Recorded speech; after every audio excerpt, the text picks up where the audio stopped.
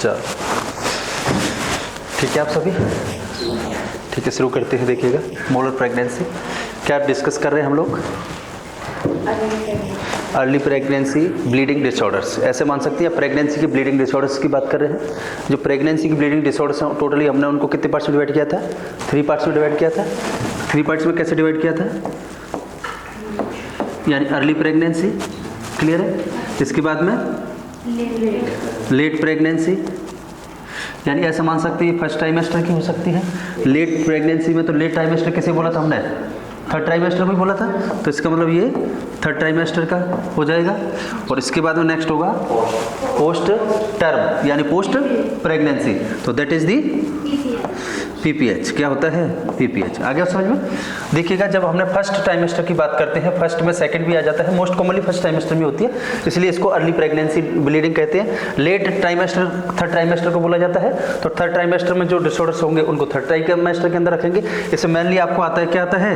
APH आता है। क्या आता है? APH, antepartum haemorrhage. क्लियर हो गई इतनी सी बात। अब देखिए जब अर्ली की बात करते हैं तो अर्ली को हमने अगेन 3 डिसऑर्डर देखे थे जो अर्ली प्रेगनेंसी में कॉज होते हैं, किसके? ब्लीडिंग के। आगे समझ में तो कौन कौन से हैं? अबॉर्शन, क्या देखा था?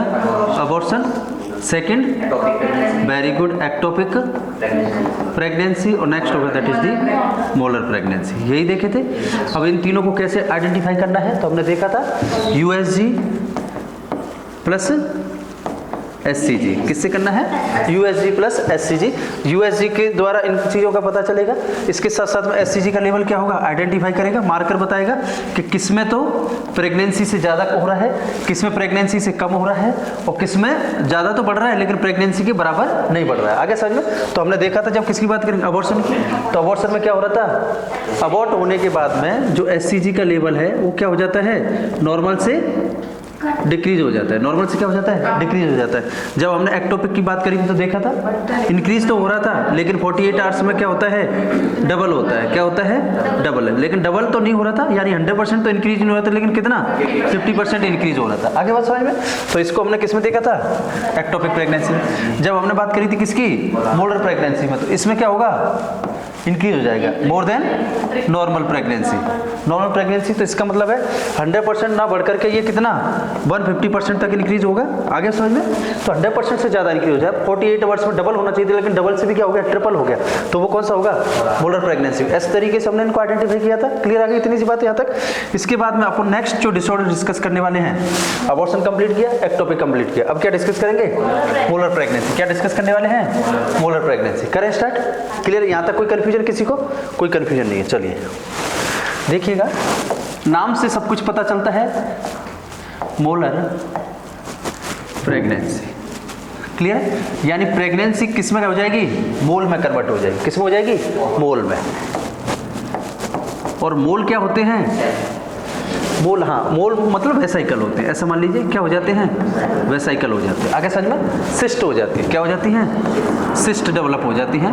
उनको अपन क्या बोलते हैं? मोल बोलते हैं। तो प्रेगनेंसी में जनरली क्या डेवलप होता है? प्रेगनेंसी में जनरली क्या डेवलप होता है?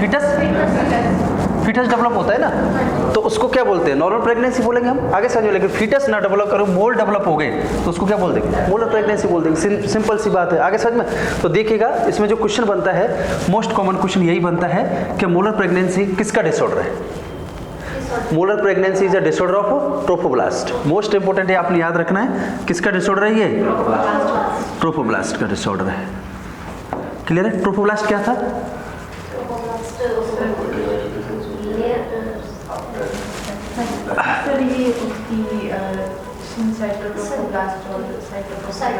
का मतलब ऐसे मानते हैं, यानी ट्रोफोब्लास्ट याद आ रहा होगा आपने जब इम्प्लांटेशन पढ़ रहे थे, तो यानी कि जो जाइगोट था, कौन था?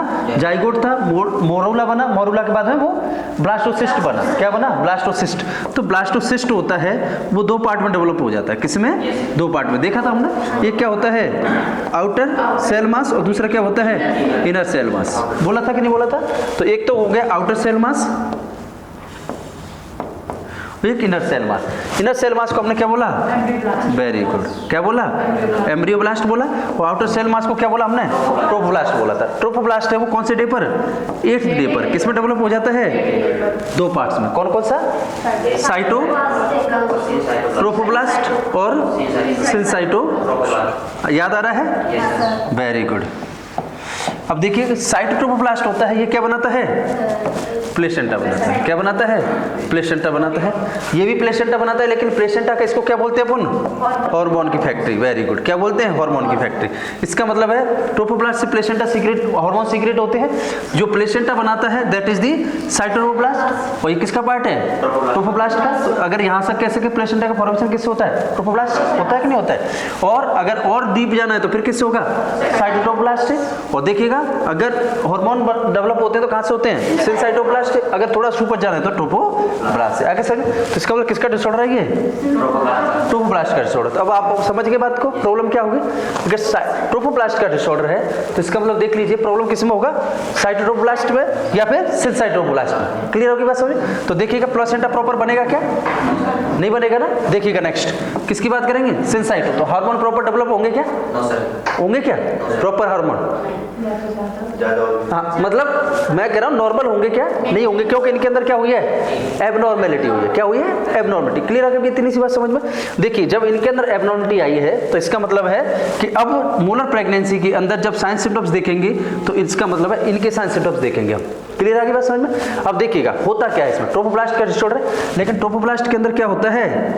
Abnormal proliferation. क्या हो जाता है? Abnormal proliferation. क्लियर है? एबनॉर्मल प्रोलिफरेशन होगा किसका? ट्रोफोब्लास्ट का। वो एबनॉर्मल प्रोलिफरेशन जब होगा तो उसको क्या बोलते हैं फिर? न्यूप्लेसिया।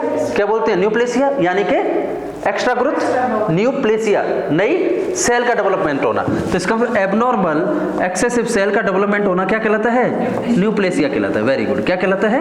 न्यूप्लेसिया। यहां तक बात क्लियर है? तो इसका मतलब हमें पता चल रहा है कि molar pregnancy is a disorder of trophoblast in which trophoblast goes to abnormal proliferation leads to it known as न्यूप्लेसिया। क्या कहलाता है? न्यूप्लेसिया। यहां तक बात क्लियर होगी? अब देखिएगा न्यूप्लेसिया डेवलप हो रहा है ट्रोफोब्लास्ट में। अब ये न्यूप्लेसिया होता है जिसके अंदर क्या होता है? बिनाइन होता है। ये क्या होता है? बिनाइन। क्या होता है? बिनाइन। लेकिन बिनाइन जो न्यूप्लेसिया होता है वो पोटेंशियल रखता है। पोटेंशियल का मतलब है क्षमता रखता है। पोटेंशियल का मतलब क्या है? क्षमता रखता है। किसकी? मैलिग्नेंसी की। रखता है कि नहीं रखता है? तो कोई भी ट्यूमर डेवलप होता है पहले कैसे होता है? बिनाइन। बिनाइन किस में कन्वर्ट हो जाता है? मैलिग्नेंट। वेरी गुड, किस में कन्वर्ट हो जाता है? मैलिग्नेंट में। आगे बात समझ में? जब ये मैलिग्नेंट में कन्वर्ट होगा तो आप लोग समझ रहे हैं इस क्या हो जाएगा? फिर ये मेटास्टेसिस हो जाएगा। क्या हो जाएगा? मेटास्टेसिस। क्लियर आगे समझ में? तो जब ये मेटास्टेसिस हो जाएगा तो 2 स्टेज में होगा। इस चीज को याद रखना। जब ये मेटास्टेसिस होगा तो 2 कंडीशन बनेगी। देखो एक तो बनेगा वेसिकुलर या इन्वेसिव। क्या होगा? इन्वेसिव मोल। और दूसरा बनेगा that is the chorio carcinoma. क्या बनेगा? Chorio carcinoma. क्लियर होगी बात? अब देखिएगा इन्वेसिव मोल की बात करेंगे या फिर कोरियो कार्सिनोमा की बात करेंगे तो इसमें से आपसे पूछा जा सकता है कि most common malignant type of the molar pregnancy. Question पूछा गया है कि मोस्ट कॉमन मैलिग्नेंट टाइप या मोस्ट कॉमन कौन सा मैलिग्नेंसी देखने को मिलता है किसके अंदर? मोलर प्रेगनेंसी के अंदर। तब क्या देंगे? दोनों ही ऑप्शन में आपके में। Very good. फर्स्ट कौन सा होगा? इन्वेसिव। जिसको फर्स्ट प्रायोरिटी देंगे। सेकंड प्रायोरिटी किसको देंगे? Chorio carcinoma. अब इससे आप क्या समझ रहे हैं इन्वेसिव मोल और कोरियो कार्सिनोमा से? दोनों ही मैलिग्नेंट की स्टेज है। दोनों ही मैलिग्नेंट की है। यानी कि जो कैसा होगा? नॉन मैलिग्नेंट होगा वो क्या होगा? बिनाइन होगा। क्या होगा? बिनाइन होगा। और बिनाइन होगा उसको मोलर प्रेगनेंसी बोलेंगे। क्या बोलेंगे? Molar pregnancy. लेकिन मोलर प्रेगनेंसी पोटेंशियल रखती है, ऐसी क्षमता रखती है कि वो कन्वर्ट होती है किसके अंदर?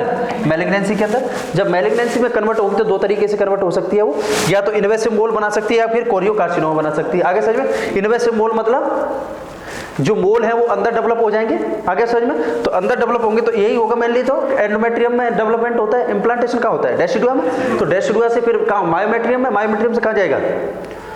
पेरीमेट्रियम में। पेरीमेट्रियम से फैलोपियन ट्यूब में, ओवरी में, मतलब कंप्लीट रिप्रोडक्टिव ऑर्गन को कवर कर लेगा।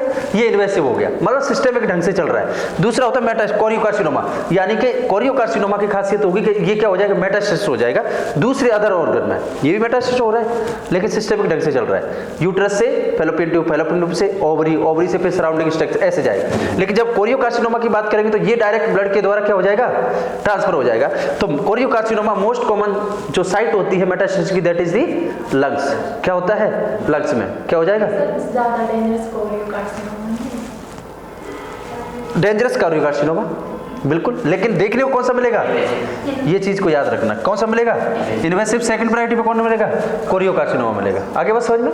तो इसका मतलब है इस मेटास्टेसिस करेगा लंग्स में, फॉलोअप्ड बाय वेजाइना, फॉलोअप्ड बाय वेजाइना। आगे समझ में। अब देखिएगा, जब ये लंग्स के अंदर मेटास्टेसिस कर जाएगा तो लंग्स के अंदर हमें वेसिकुलर मोल दिखेंगे। क्या दिखेंगे, वेसिकुलर मोल दिखेंगे। आगे समझ में। और इन मोल को हम मोस्ट कॉमनली यानी इन्वेस्टिगेशन ऑफ चॉइस की बात करते हैं तो क्या करते हैं, यूएसजी करते हैं। क्या करते हैं, यूएसजी। आगे समझ में।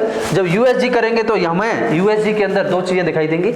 एक तो just like as a missed abortion, missed abortion की तरह दिखेगा। एक दिखेगा snow, very good, snow storm appearance,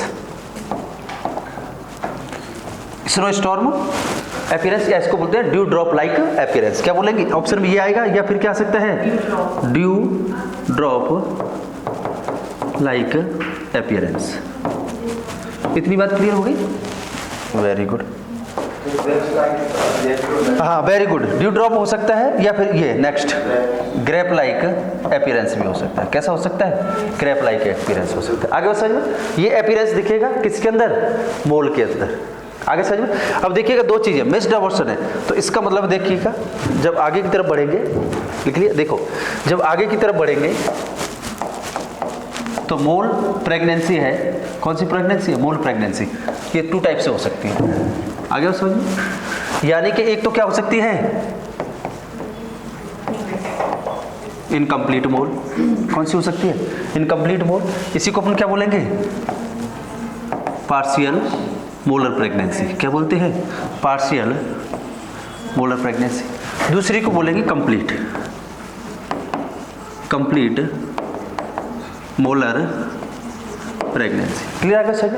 देखिएगा जब इनकम्प्लीट या पार्शियल मोलर प्रेगनेंसी की बात करेंगे तो देखिए कि इसमें क्या होगा, जैसे देखिए ये यूट्रस है। आगे बस समझिए, यूट्रस के अंदर यहां पर क्या हुआ है,